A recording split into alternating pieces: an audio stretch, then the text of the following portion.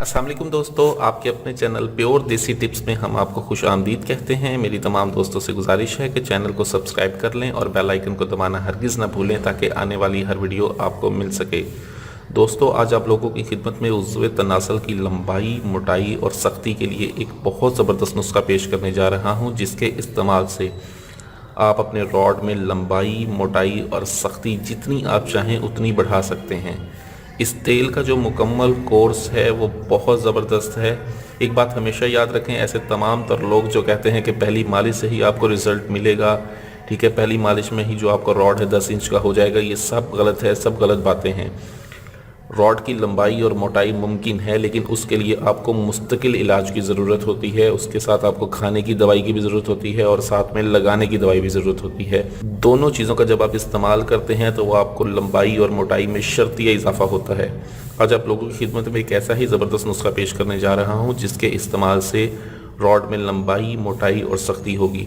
इस नुस्खे में ख़ासियत यह है कि इस नुस्खे में आपको तेल की तैयारी का मैं तरीका बताऊंगा और साथ में खाने के लिए एक ग़िज़ा बताऊंगा जिसके इस्तेमाल से अगर आप इसको इस्तेमाल कर लेते हैं तो रॉड में लंबाई और मोटाई शर्तिया होती है। हमेशा याद रखें कि कोई भी अच्छा तेल है वो आपके रॉड को लंबा मोटा डायरेक्ट नहीं करता। सबसे पहले वो आपके रॉड की तमाम ब्लॉक रगों को खोलता है, बेजान रगों में जान पैदा करके रॉड के पट्ठों को जो है वो मजबूत करता है। इसके बाद जब आपके रॉड की तमाम रगें खुल जाती हैं, उनमें ब्लड की सर्कुलेशन बिल्कुल सही तरीके से होने लग जाती है, तब आपका रॉड लंबा भी होता है, मोटा भी होता है और उसमें सख्ती भी आती है। आज का हमारा नुस्खा भी कुछ इसी तरह का है। इसमें सबसे पहले जो चीज़ हम इस्तेमाल करेंगे वो है उम्मुल सलब। उम्मुल सलब का हम इसमें इस्तेमाल करेंगे 1 तोला। दूसरी जो चीज़ हम इसमें इस्तेमाल करेंगे वो है बिल्लेसान। ये बिल्लेसान की लकड़ी है, इसका हम इसमें इस्तेमाल करेंगे 5 ग्राम। 5 ग्राम हम इसमें बिल्लेसान की लकड़ी का इस्तेमाल करेंगे।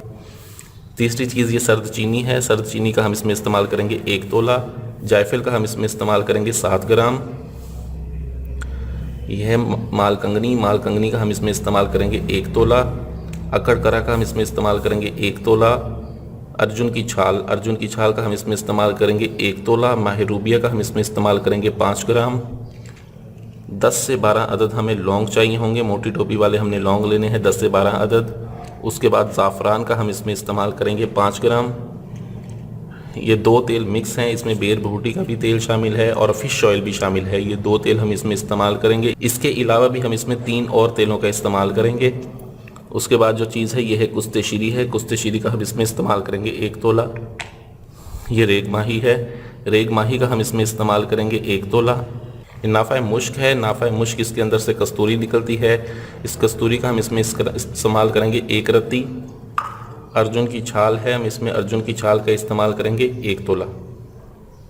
उसके बाद हमारे पास यहाँ पर कुछ चर्बियाँ हैं, चर्बियों का भी हम इसमें इस्तेमाल करेंगे। ये शेर की चर्बी है। शेर की चर्बी का हम इसमें इस्तेमाल करेंगे 2 तोला। इसके बाद हमारे पास है रिच की चर्बी। ये रिच की चर्बी है, इसका हम इसमें इस्तेमाल करेंगे 1 तोला।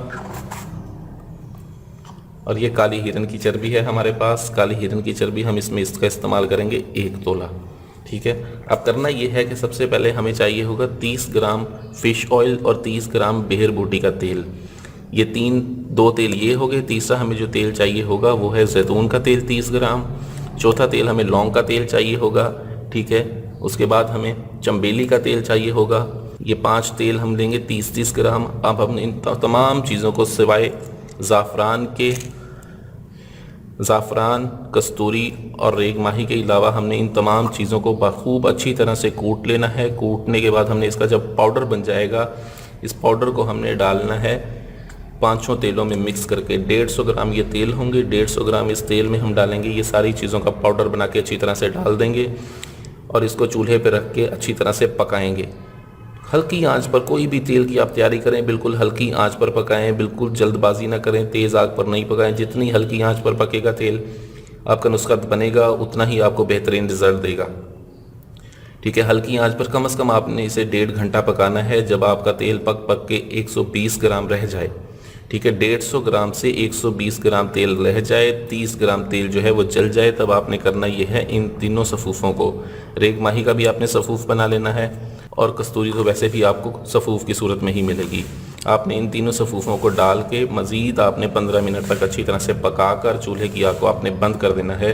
चूल्हे की आग को बंद करने के बाद जब तेल आपका ठंडा होने लगे और हल्का सा गर्म हो ताकि चर्बियाँ इसमें पिघल जाएं, आपने शेर की चर्बी, रिच की चर्बी और काली हिरन की चर्बी, जो हमने 2 तोला शेर की चर्बी, 1 तोला रिच की चर्बी और 1 तोला काली हिरन की चर्बी आपने इसमें डाल देनी है। डाल के इसको अच्छी तरह से मिक्स करके महफूज कर लें, संभाल लें इसको। रोज़ाना रात को सोने से पहले अपने रॉड को अच्छी तरह से धो लें। धोने के बाद खुश करके आप इसकी मालिश करें, ठीक है। 10 कतरे तेल पे डाल के अच्छी तरह से ऊपर नीचे साइडों पे अच्छी तरह से मालिश करें। सिर्फ ये हिस्सा जहाँ से पेशाब खारिज होता है इस चीज़ को आपने छोड़ देना है ताकि इसमें जलन पैदा होती है। अच्छी तरह से तेल की जज़ब करके सो जाएं। सुबह उठ के ताज़े पानी से धो लें। बहुत ज़बरदस्त रिजल्ट्स हैं, बहुत आला रिजल्ट्स हैं इसके। उम्मीद है आपको वीडियो पसंद आई होगी। मज़ीद वीडियोज़ के लिए मुझे इजाज़त दें। अपनी सेहत का बहुत ख्याल रखें। शुक्रिया। अल्लाह हाफ़िज़।